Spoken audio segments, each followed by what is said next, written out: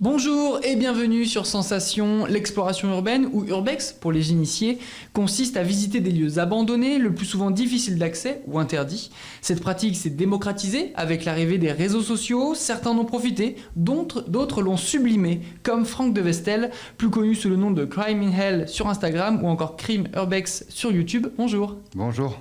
Alors, vous avez plusieurs comptes thématiques autour de votre projet Crime in Hell et Crime Urbex. On va de l'urbex pur à de la photographie, mais aussi de la vidéo plus récemment. Mais depuis quand vous faites ça ? Ça fait à peu près 2 ans et demi.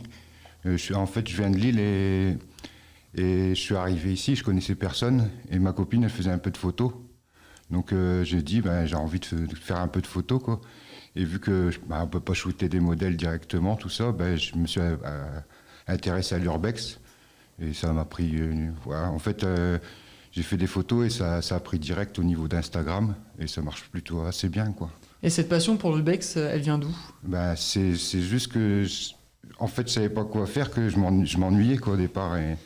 Et donc, c'est arrivé comme ça. Et après, j'ai vu des lieux quand même insolites, quoi. J'ai commencé par des lieux comme Lâcher au vin à Rouen, quoi. Et c'était incroyable, c'était des choses incroyables à voir. Hein. Même, j'ai fait vraiment des lieux qui m'ont marqué, c'est surtout ça. Et après, c'est devenu une grosse passion, quoi. On peut rappeler peut-être pour nos auditeurs que l'urbex, c'est quand même une activité à risque. Quel risque vous prenez ? Il y a des risques de blessures déjà. Il vaut mieux éviter d'aller seul, quoi. Mais après, c'est pas toujours possible d'être accompagné, quoi. Mais sinon, c'est toujours, il y a des endroits qui sont vraiment dangereux. Il y a déjà eu beaucoup d'accidents et des choses comme ça, quoi. Vous y allez tout seul ? Pratiquement tout seul, ouais. Au départ, moi, j'étais que tout seul tout le temps. Et maintenant, c'est plus vraiment le cas ? Maintenant, non. Je préfère faire de l'urbex ensemble, quoi. Je préfère partager, quoi, en fait. Quels sont les lieux qui vous intéressent le plus ? Le plus, c'est tout ce qui est château, manoir, les lieux insolites comme les prisons, les banques, des choses comme ça, quoi. Après, tout ce qui est usine, tout ça, pour moi, c'est pas... Sauf si l'usine elle a une âme ou qu'il y a encore quelque chose dedans, si c'est pas un truc vandalisé, tout tagué. Aujourd'hui, il y a un lieu précis où vous aimeriez aller ? Il y a des lieux partout et... Quel est votre code de conduite lors de vos explorations ? Certaines personnes détériorent ou réalisent des graffitis dans les endroits où ils passent par désintérêt, le plus souvent. C'est pas le cas, c'est pas votre cas ? Non, c'est pas mon cas. Moi, je veux mettre en avant les lieux et faire voir comment c'est laissé à l'abandon, quoi. C'est le message que je veux faire passer. C'est surtout pour moi, c'est une honte de voir ces lieux comme ça. Il y a des lieux en plein Rouen comme des églises qui sont abandonnées. Je suis rentré dans les 2 églises et j'en ai eu les larmes aux yeux, quoi, parce que de voir dans l'état qu'ils sont, c'est incroyable de laisser ça comme ça, quoi.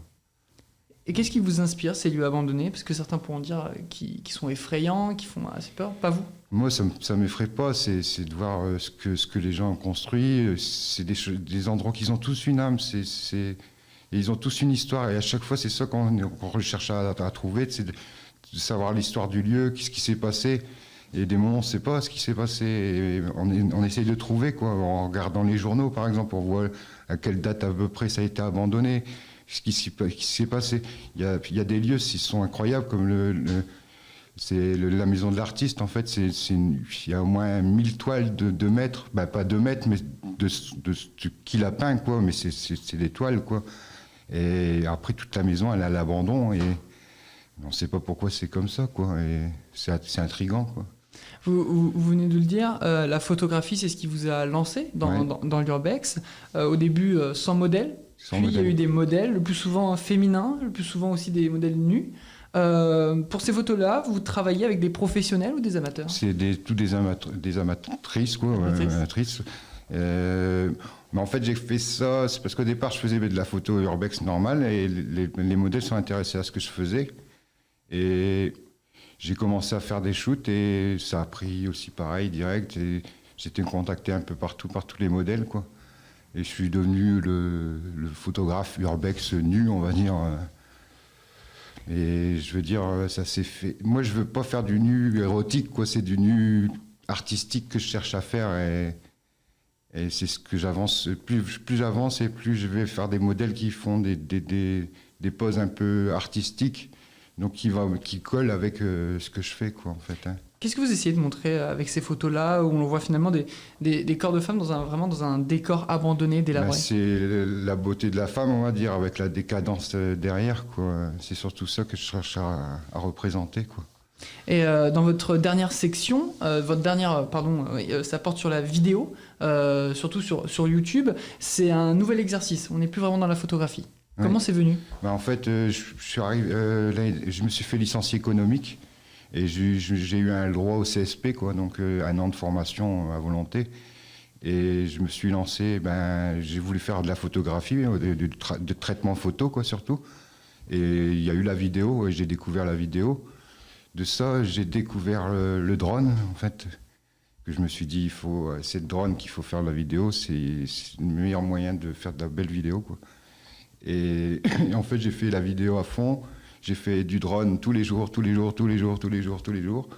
et je me suis aperçu que il fallait quand même le brevet de télépilote pour certains trucs, quoi. Donc j'ai passé aussi le brevet télépilote. Donc là, je suis en attente d'ici 15 jours, normalement, je devrais l'avoir.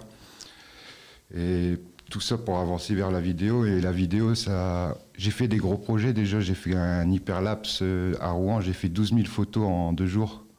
Ouais. Tous les 10 cm, en fait. J'ai fait un truc phénoménal, un gros projet, quoi. Ça a touché un peu de monde, mais pas comme je voulais. Parce que moi, je voulais toucher les gens de Rouen, quoi. Et j'ai pas eu le retour que je voulais, quoi. Vous avez l'impression que Rouen, que les habitants de Rouen connaissent l'histoire de leur ville, connaissent l'histoire de ces lieux abandonnés ou... Non, du tout. Non, du tout. En fait, dernièrement, j'ai fait voir l'église Saint-Paul, en fait, qui est abandonnée à Rouen. J'ai fait voir à une mamie, en fait, qui était sur la côte de Sainte-Catherine, là. Et en fait, elle m'a dit qu'elle avait fait sa communion là-dedans, quoi. Et en voyant les images, elle s'est mise à pleurer, quoi, parce qu'elle était, je veux dire, elle savait pas que c'était comme ça à l'intérieur. Quand vous voyez le Christ qui est par terre, ça fout les boules, on va dire, un peu. Et le drone, il est complémentaire à la photo, la vidéo? Ouais, c'est complémentaire, c'est toutes des prises de vue différentes. Et en fait, il faut mélanger un peu de tout et ça marche à fond. L'une de vos dernières annonces porte sur le début d'une nouvelle série où vous allez à la rencontre d'autres photographes spécialisés dans l'urbex. Ça s'appelle J'irai urbexer chez vous. Il y a une grosse communauté en France autour de l'urbex. Ouais, il y a une grosse communauté. Ouais, il y a beaucoup de monde. J'ai des amis qui sont à 14-15 codes abonnés. Ça fait quand même énormément de suivi pour de la photo urbex, quoi. Hein. Et nous, au départ, on pensait que ça aurait été un phénomène de mode et que ça allait s'arrêter. Mais ça fait que augmenter tout le temps. Les gens, ils s'intéressent un peu partout. Je regarde autour de moi, beaucoup de gens s'intéressent. Et qu'est-ce qui les intéresse dans l'urbex? C'est un peu l'aventure, je pense, qu'ils veulent voir, quoi. C'est découvrir des lieux insolites sans bouger de chez soi, quoi. À des moments, je vous dis, dans ma tour, en fait, il y a une personne, elle me dit, ouais, moi, je regarde tous les jours des trucs d'urbex et tout. Je fais ça tout le temps, quoi. Donc, est-ce que c'est une activité avec un futur? Est-ce que c'est ce que vous aimeriez vivre de votre passion, donc de l'urbex, de la photographie, de la vidéo? Au départ, je le faisais que pour le fun, on va dire, un petit peu, parce que j'aimais bien ça, mais j'aime toujours ça, hein, c'est pas ça, mais je vois que, en fait, il y a peut-être moyen de toucher du monde, quoi, parce pour moi, l'urbex, au départ, je me suis dit, il n'y a pas de sponsor, il n'y a rien à prendre, il n'y a pas d'argent à prendre. Ça a toujours été dans niveau passion, moi j'ai dit. Et je veux dire, il y a pas. C'est pour ça aussi que j'ai fait un peu de drone, parce que je me suis dit, là, il y a des marques. Parce que si je deviens influenceur, quoi, il faut des marques derrière. C'est pour ça aussi que le drone, il est arrivé aussi là-dedans. Sinon, j'aurais jamais fait le drone. Mais je veux dire, j'ai regardé maintenant, il y a quand même pas mal de gens qui font de la vidéo et qui commencent à avoir de l'argent avec ça, quoi, parce que ça intéresse beaucoup de monde, quoi. Vous avez un endroit précis, une anecdote d'exploration? Une anecdote d'exploration, on va dire la meilleure, c'est j'étais à prison H15, on appelle ça, sur l'île, quoi, on va dire. Et c'était un endroit que je voulais rentrer dedans et c'était vraiment, on va dire, c'est la Mecque de l'urbex, quoi. beaucoup de monde, toute l'Europe veut rentrer dedans et pas moyen de rentrer dedans. Et donc je faisais le tour de ce bâtiment et j'essayais de monter par-dessus du mur, tout ça. C'est des murs de 5-6 mètres, quoi. Donc je me suis un peu calmé et j'ai fait le tour et j'ai vu un petit trou dans le mur de rempart, hein, de 80 de large, quoi, d'épaisseur. Hein. J'ai un tout petit trou et en fait j'ai vu que les briques ils tombaient une par une. Donc j'ai démonté le mur et je suis rentré dans la prison et j'étais fou, quoi, là-dedans, quoi. Et peut-être une heure après, j'avais fait mes photos, tout ça, et la police est rentrée en fait dans les lieux, quoi. Et donc j'ai voulu ressortir, mais ils m'ont pris avec un drone au-dessus de la tête, quoi. J'étais 2 heures Garde à vue. pas en garde à vue, mais vite fait, quoi. Et après ils m'ont relâché, quoi. Ils ont vu que je faisais pas des conneries ou quoi que ce soit. Ils ont vu que j'étais professionnel pour eux. Merci beaucoup Franck de Vestel d'avoir été avec nous. Je rappelle que vous êtes photographe, même vidéaste spécialisé dans l'urbex sous le nom de Crime in Hell sur Instagram et Crime Urbex sur YouTube. Et vous pouvez retrouver cette émission en podcast audio et vidéo sur notre site et notre application Radio Sensation.